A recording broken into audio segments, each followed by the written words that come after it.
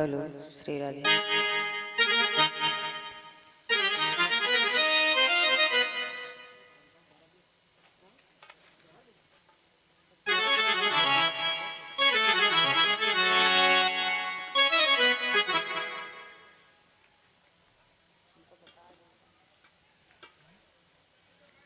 Hello Shri Radhe.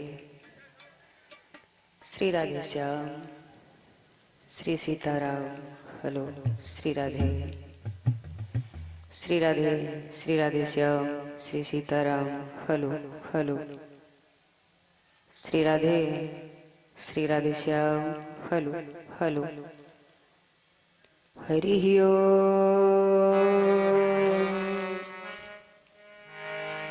Hari Om, Hari ओम।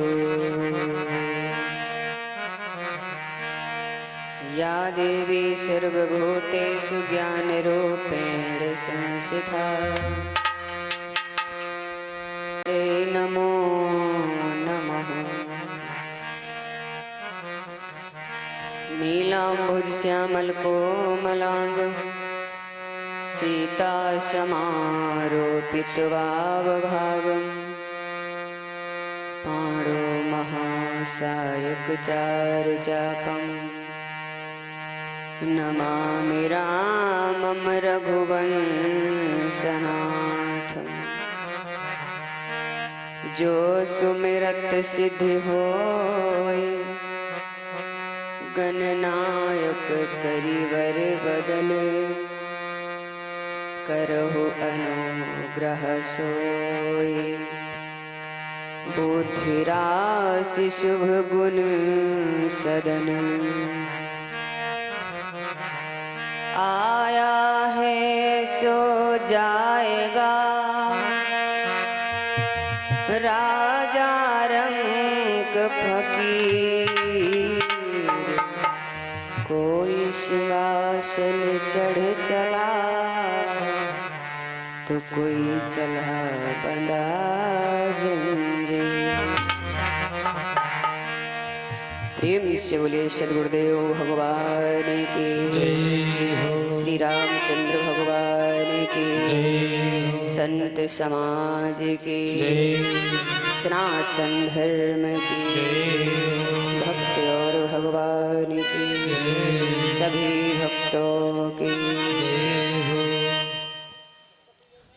इस मंगलमयी कथा के आयोजक हमारे आदरणीय सम्माननीय दादा रंजीत सिंह, भैया अमन सिंह, हमारे भैया राजा रामपाल जी एवं समस्त ग्रामवासी व क्षेत्रवासी सभी के महान सहयोग से ये 5 दिवसीय कार्यक्रम का जो आयोजन किया गया। आज इस कथा का दूसरा दिवस, दूसरे दिवस की रात्रि कालीन बेला को आप सभी लोग सफल बनाने के लिए चल रहे हैं। धर्म पंडाल में उपस्थित दूर दूरांतर से आए हुए वेदों जन संत महात्मा एवं कथा के सुनने वाले भगवत प्रेमियों, सती सावित्री अनसुईया के पक्ष नौ पर चलने वाली देवेश्वरोपा माताएं बहनें, जहाँ तक हमारी आवाज पहुँच रही उन सभी भक्त जनों को हार्दिक अभिनंदन एवं वंदन।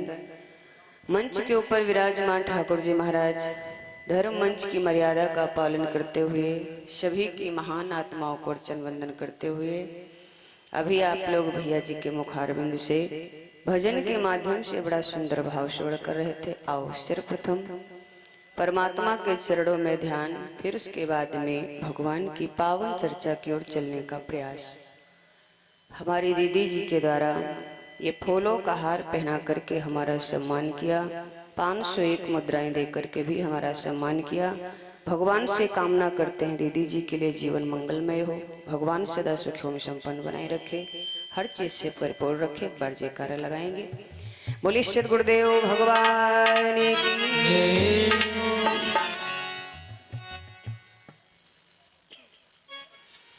बोली वृंदावन बिहारी लाल की जय।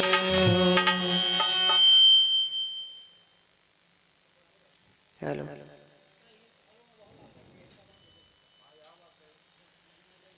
आइए सर्वप्रथम परमात्मा के श्री चरणों में ध्यान, फिर उसके बाद में भगवान की पावन चर्चा की ओर चलने का प्रयास। कि मेरे मोहन तेरा मुस्कुराना, मेरे मोहन तेरा मुस्कुराना भूल जाने के काबिल नहीं है। मेरे मोहन तेरा मुस्कुराना भूल जाने के काबिल नहीं है। मेरे मोहन तेरा मुस्कुराना भूल जाने के काबिल नहीं है। मेरे मोहन तेरा मुस्कुराना भूल जाने के काबिल नहीं है। मेरे मोहन तेरा मुस्कुराना भूल जाने के काबिल नहीं है। मेरे मोहन तेरा मुस्कुराना भूल जाने के काबिल नहीं है। मेरे मोहन तेरा मुस्कुराना भूल जाने के काबिल नहीं है। तेरी लीला है सबसे निराली,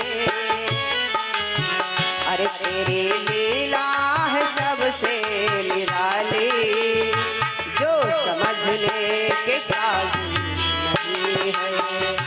तेरी लीला है सबसे निराली, जो समझने के काबिल तेरी लीला है जग से निराली, जो समझने के काबिल नहीं है। तेरी लीला है जग से निराली, जो समझने के काबिल नहीं है। तेरी लीला है जग से निराली, जो समझने के काबिल नहीं है। मेरे मोहन तेरा मुस्कुराना, मेरे मोहन तेरा मुस्कुराना भूल जाने के काबिल नहीं है। मेरे मोहन तेरा मुस्कुराना भूल जाने के काबिल नहीं है।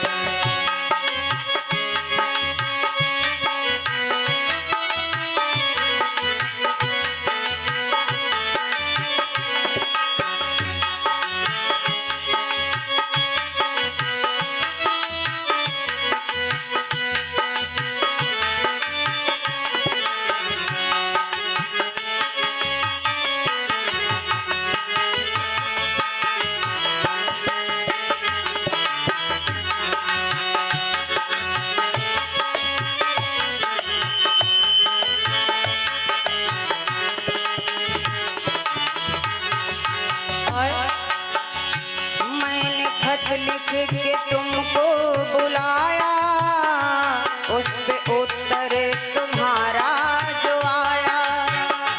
मैंने खत लिख के तुझको बुलाया, उस पे उत्तर तुम्हारा जो आया। मैंने खत लिख के तुमको बुलाया, उस पे उत्तर तुम्हारा जो आया। क्या? अरे मेरे पैरों में मेहंदी लगी है, मेरे पैरों में मेहंदी लगी है, तो आने जाने के काबिल नहीं है। मेरे पैरों में मेहंदी लगी है, आने जाने के काबिल नहीं है। मेरे पैरों में मेहंदी लगी है, आने जाने के काबिल नहीं है। मेरे पैरों में मेहंदी लगी है,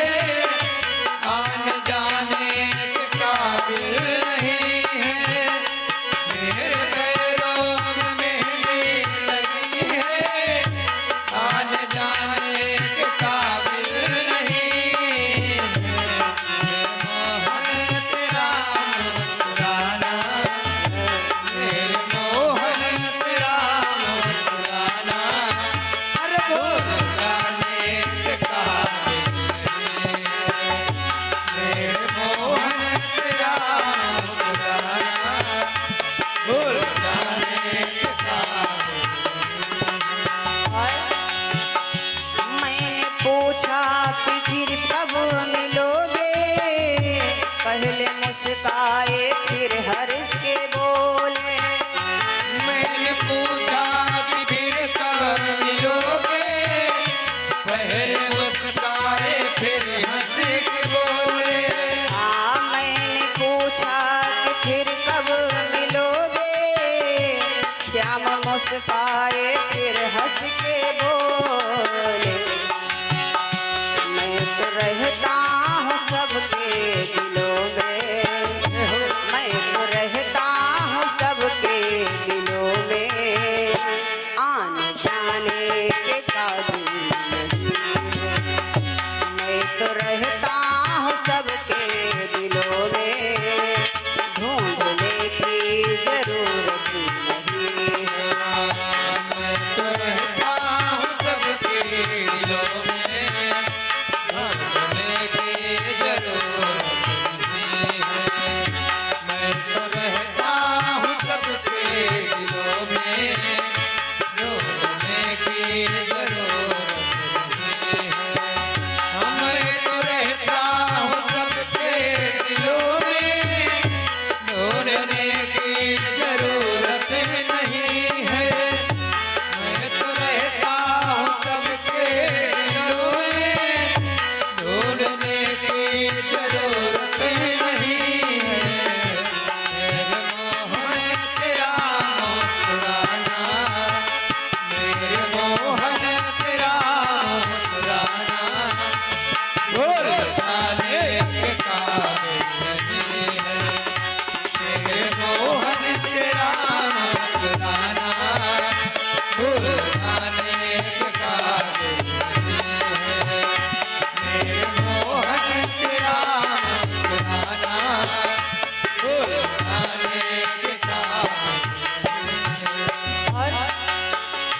तेरी सूरत पे कुर्बान सांवरे, तेरी आंखें हैं भक्ति के प्याले। तेरी सूरत में कुर्बान सांवरे, तेरी आंखें हैं भक्ति के प्याले। ओ तेरी सूरत पे कुर्बान सांवरे, तेरी आंखें हैं भक्ति के प्याले। जिन पे ऐसी नजर तुम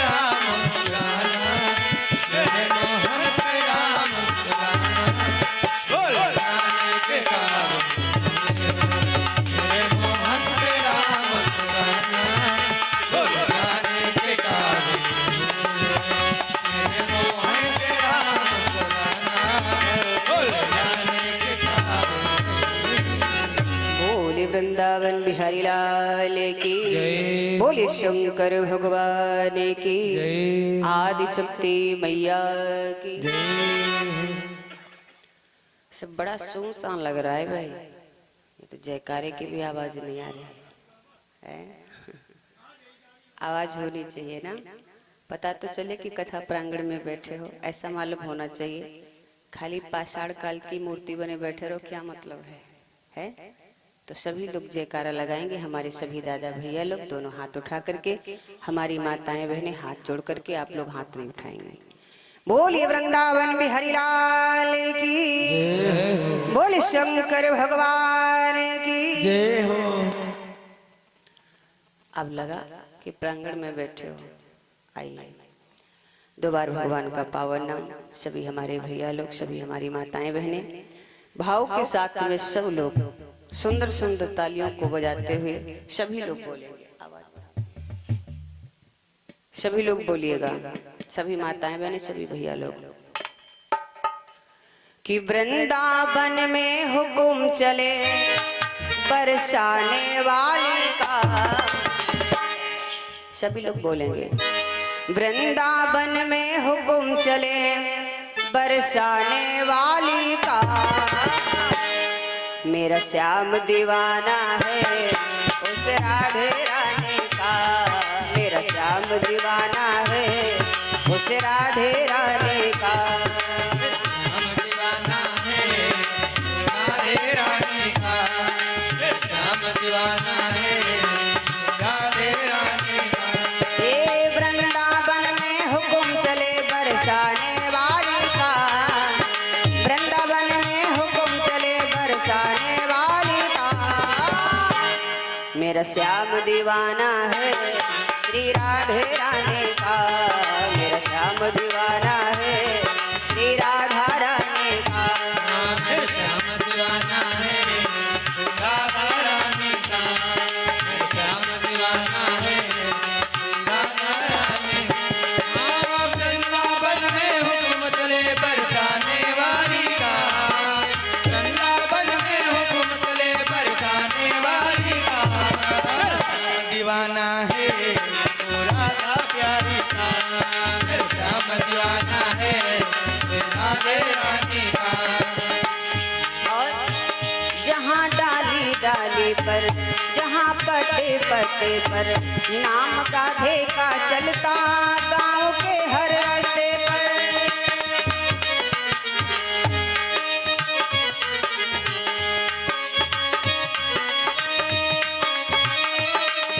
हाँ जहाँ डाली डाली पर, जहाँ पते पते पर नाम राधे का चलता, गाँव के हर रास्ते पर। और चारों तरफ डंका बजता, हाँ अरे चारों तरफ डंका बजता ब्रषभान दुलारी का। मेरा श्याम दीवाना है श्री राधा रानी का। मेरा श्याम दीवाना है श्री राधे रानी का। श्याम दीवाना है राधा रानी का। श्याम दीवाना है राधा रानी का। वृंदावन में हुक्म चले बरसाने वाली का। वृंदावन में हुक्म चले बरसाने वाली का। मेरा श्याम दीवाना है राधा रानी का। श्याम दीवाना है राधे रानी का। श्याम दीवाना है राधा रानी का। और कोई नंदलाला कहता, कोई गोपाला कहता, कोई कहता है कन्हैया तो कोई बंसी का बजैया।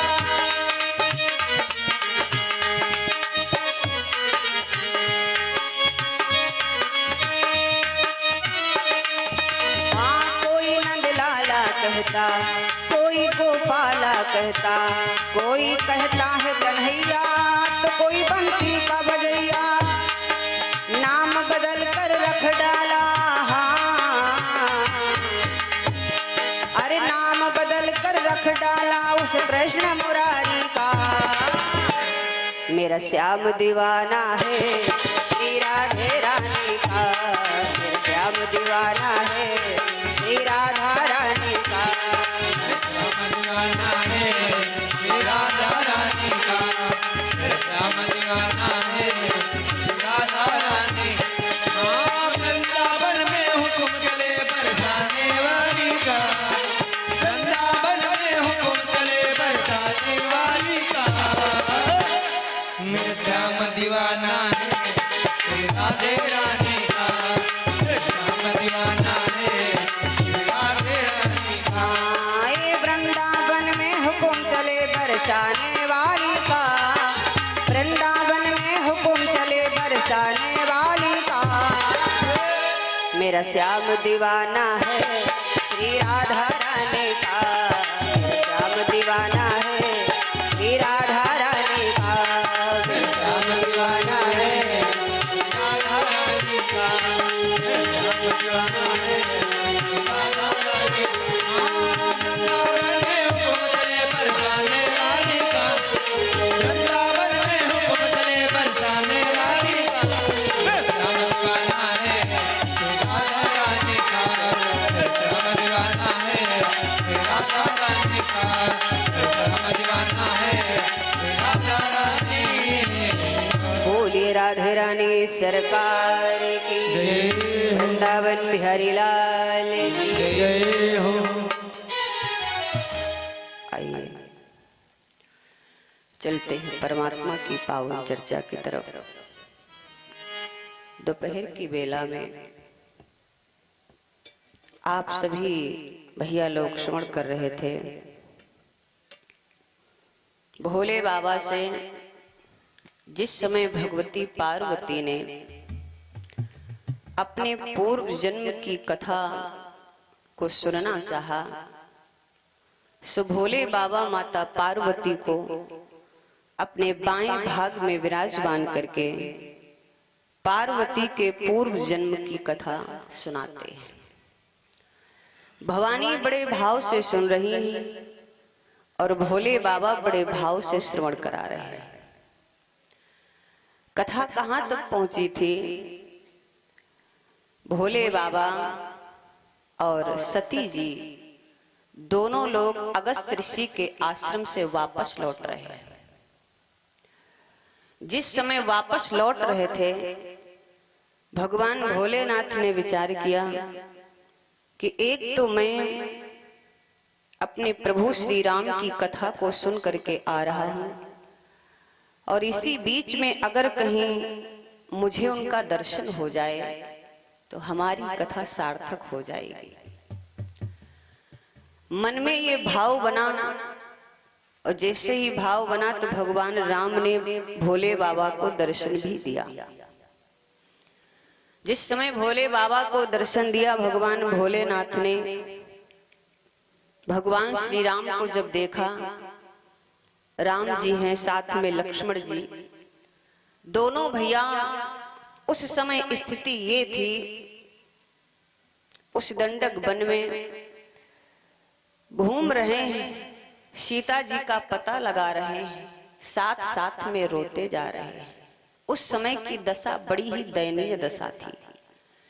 जब भगवान भोलेनाथ का दर्शन हुआ, भगवान राम को प्रणाम किया, सोचा कि जाकर के इनके पास चला जाऊं, हमारे आराध्य देव हैं, जाकर के इनके चरणों में गिर जाऊं। जो आनंद चरणों पर गिर के मिलेगा, शायद वो आनंद अगर मैं दूर से प्रणाम करूं तो ना मिले। लेकिन लग गई।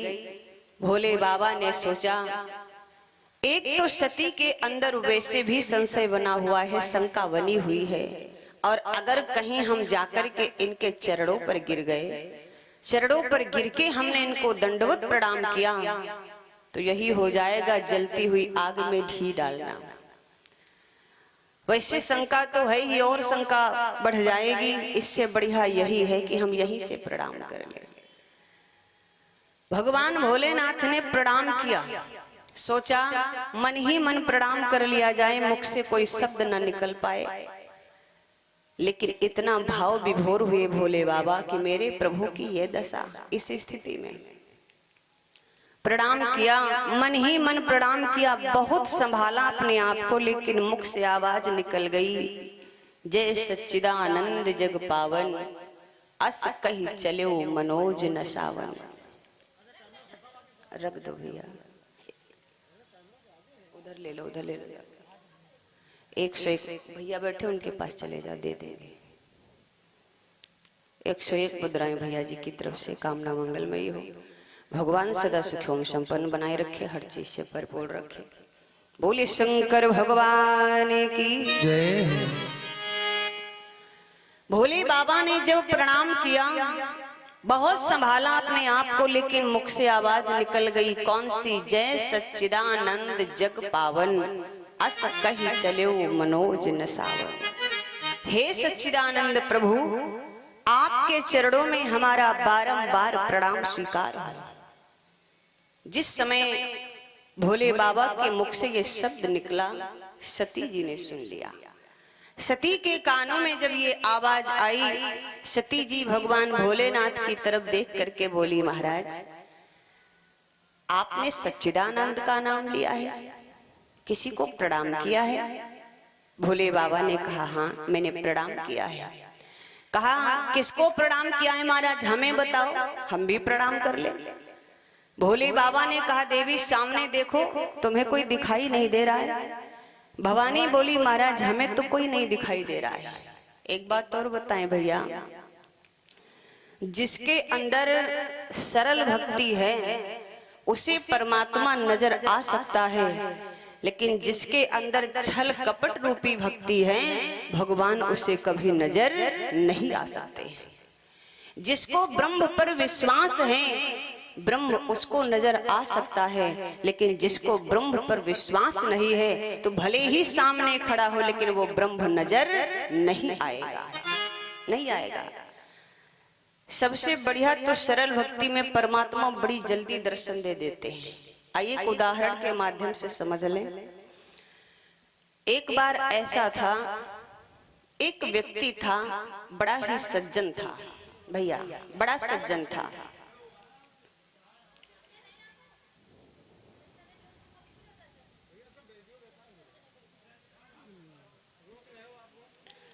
बोलिए शंकर भगवान की जय हो।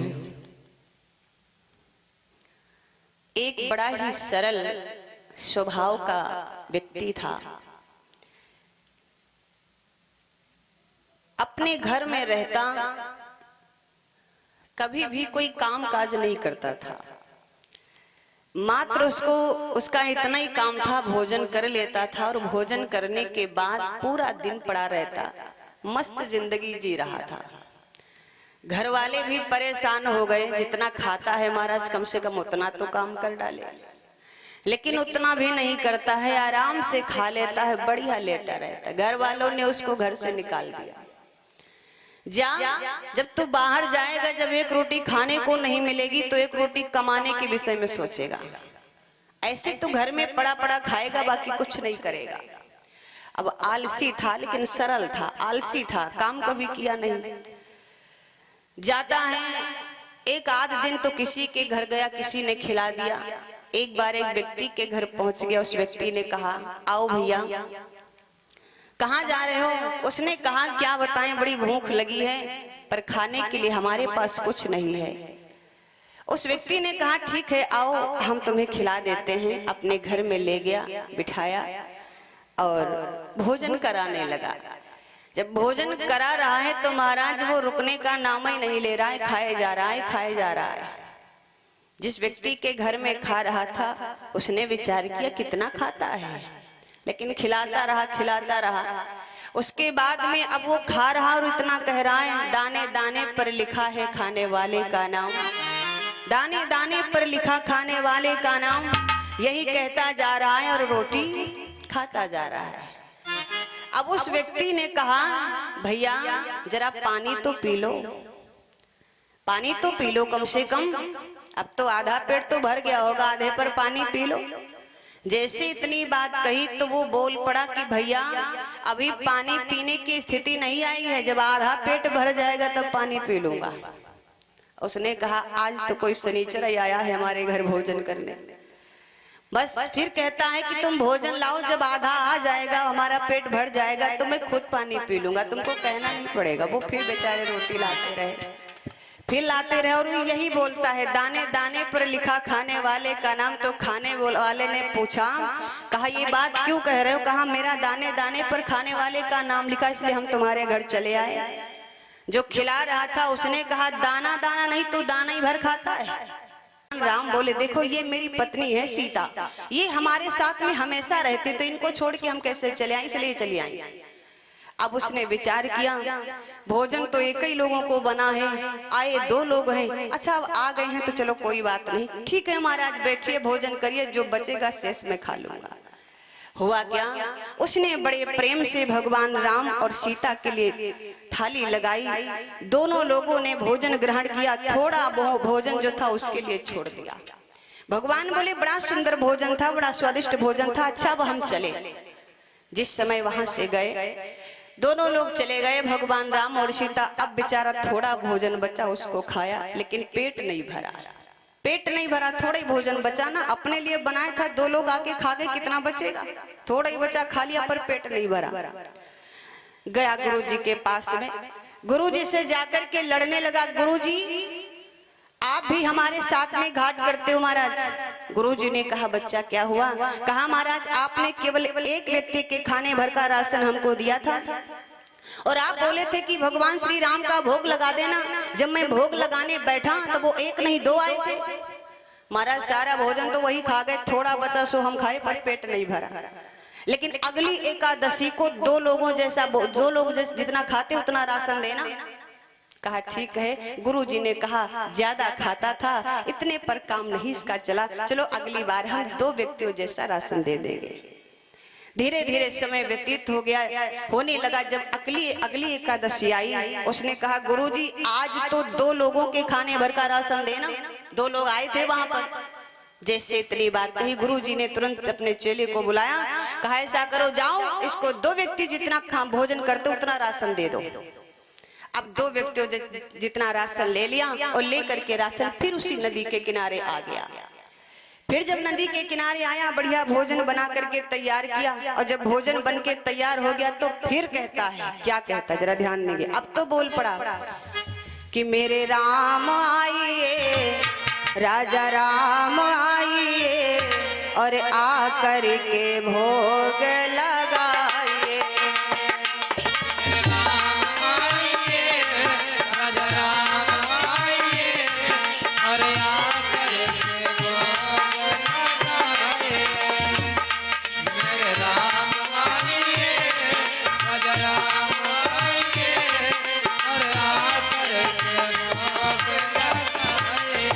विचार किया कि पहली बार 2 लोग आए थे तो दोनों लोगों को बुलाना चाहिए, इसलिए फिर बोला, क्या मेरे राम आइए, सीता साथ लाइए, और आकर के भोग लगाइए। मेरे राम आइए, सीता साथ लाइए, और आकर के भोग लगाइए। मेरे राम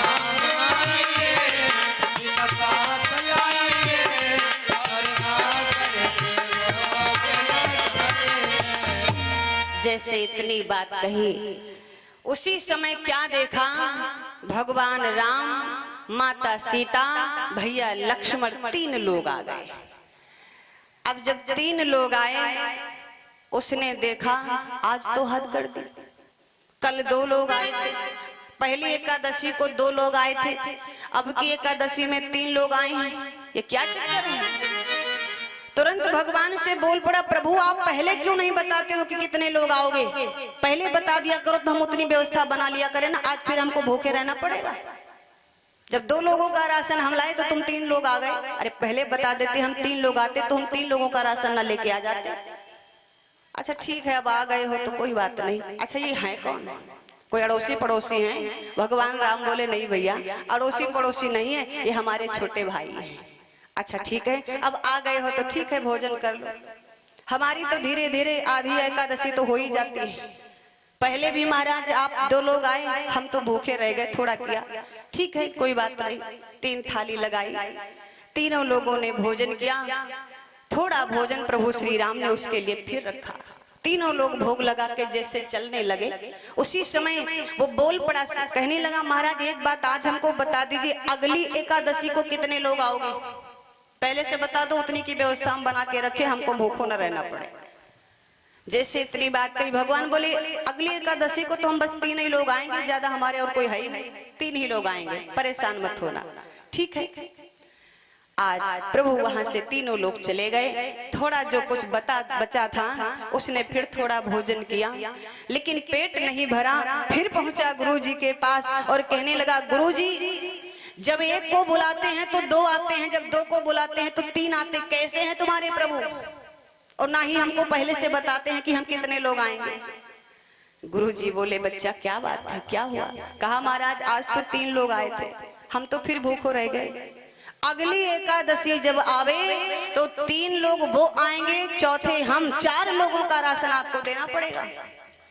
गुरुजी फिर सोचने लगे, शायद इतने पर भी का पेट नहीं भरा इसलिए ज्यादा मांग रहा है। लेकिन सोचने लगे गुरुजी कि 2 लोगों भर का राशन हमने दिया, इसको कितना खाता है?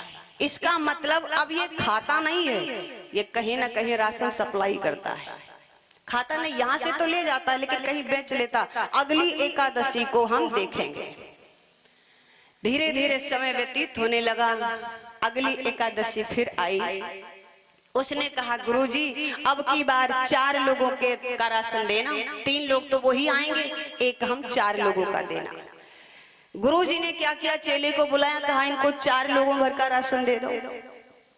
4 लोगों भर का राशन ले लिया और लेकर के राशन चल पड़ा। लेकिन आज गुरुजी पीछे लग गए।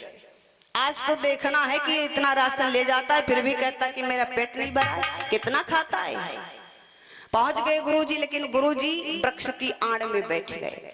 अब वो वही जगह पर पहुंच गया जहां पर पहले जाता था, वहीं पर पहुंचा। बढ़िया उसको बहारा बुहारा, साफ सफाई की, उसके बाद में लकड़ियां बीन के लाया और बैठ गया। लकड़ियां बीन लाए लेकिन बैठ गया, भोजन नहीं बनाया। विचार करने लगा, मैं भोजन बना करके तैयार करूं, 4 लोगों भर का मैं भोजन बनाऊंगा, अब की बार पता नहीं कितने लोग आ जाएं, इसलिए अब तो जब आएंगे तभी भोजन बनेगा।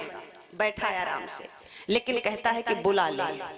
भोजन नहीं बनाया पर भगवान को बुलाने लगा। क्या कि मेरे राम आइए, सीता साथ लाइए, आके भोजन का भोग लगाइए। मेरे राम आइए, सीता साथ लाइए, भैया साथ लाइए, आके भोजन का भोग लगाइए।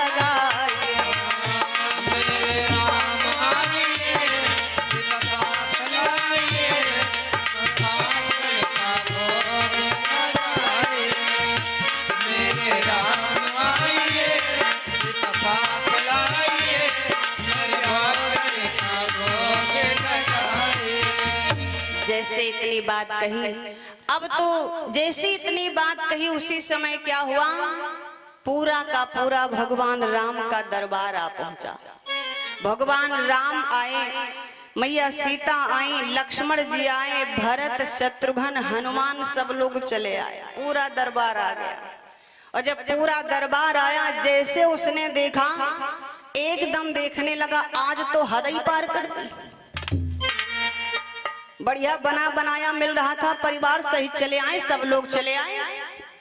जाकर के बोला, प्रभु आप पहले से तो बताते नहीं हो, कहते हो बस इतने ही लोग हैं, इतने लोग आएंगे, और आज तो अरे इन लोगों के साथ साथ में बंदर को भी साथ ले आया।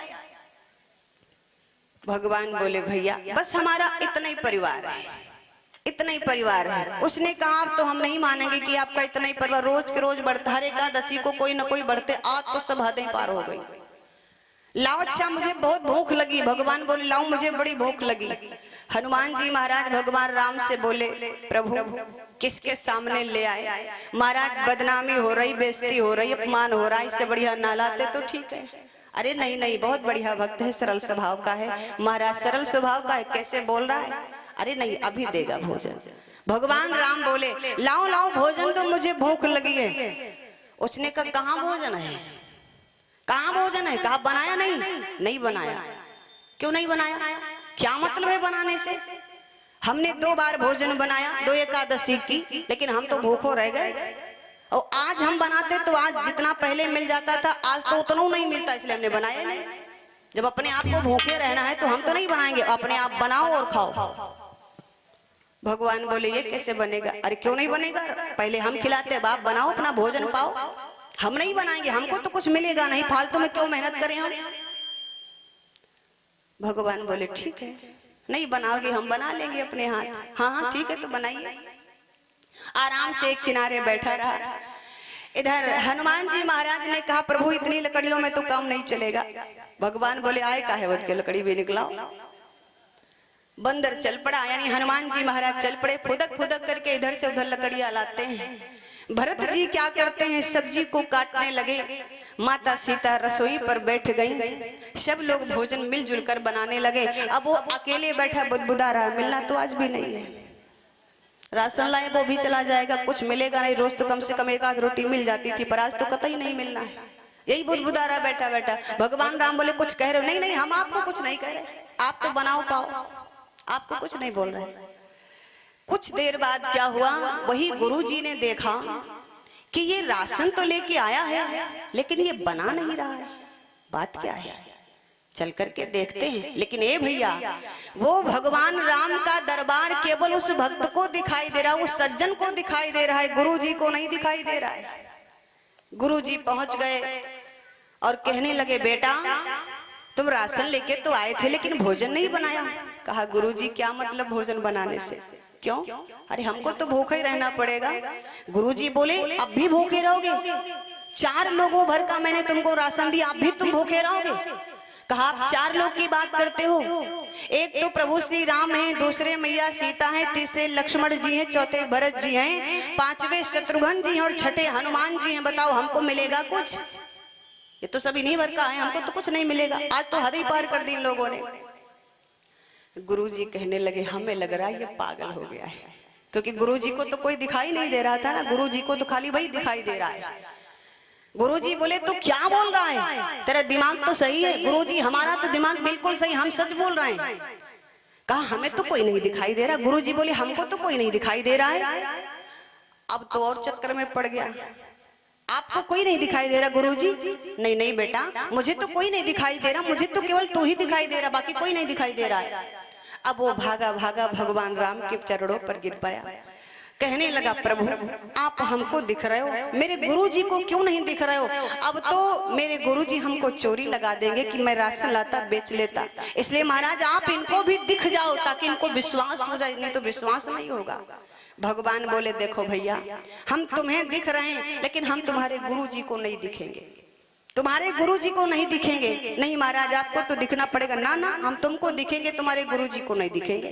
वो फिर भागता हुआ गया गुरुजी के पास, कहा गुरुजी आपको आवाज भी नहीं सुनाई दे रही? गुरुजी ने कहा ना तो मुझे कोई दिखाई दे रहा है और ना तो मुझे आवाज सुनाई दे रही है, मुझे तो कुछ नहीं दिख रहा। वो फिर भागा भागा गया, भगवान राम के चरणों को पकड़ के रोने लगा है, प्रभु मेरे पर कृपा कर दीजिए, मेरे पर कृपा कर दीजिए। आप क्यों मेरे गुरुजी को नहीं दिख रहे हो? मुझे दिख रहे हो, लेकिन मेरे गुरुजी को क्यों नहीं दिख रहे हो? महाराज जैसे इतनी बात कही, महाराज मैं तो कुछ भी नहीं जानता हूँ, ना मैं पूजा जानता हूँ, ना मैं पाठ जानता हूँ, ना पूजा अर्चना, मैं तो कुछ नहीं जानता, मैं तो भक्कड़ बिल्कुल कुछ भी नहीं मालूम।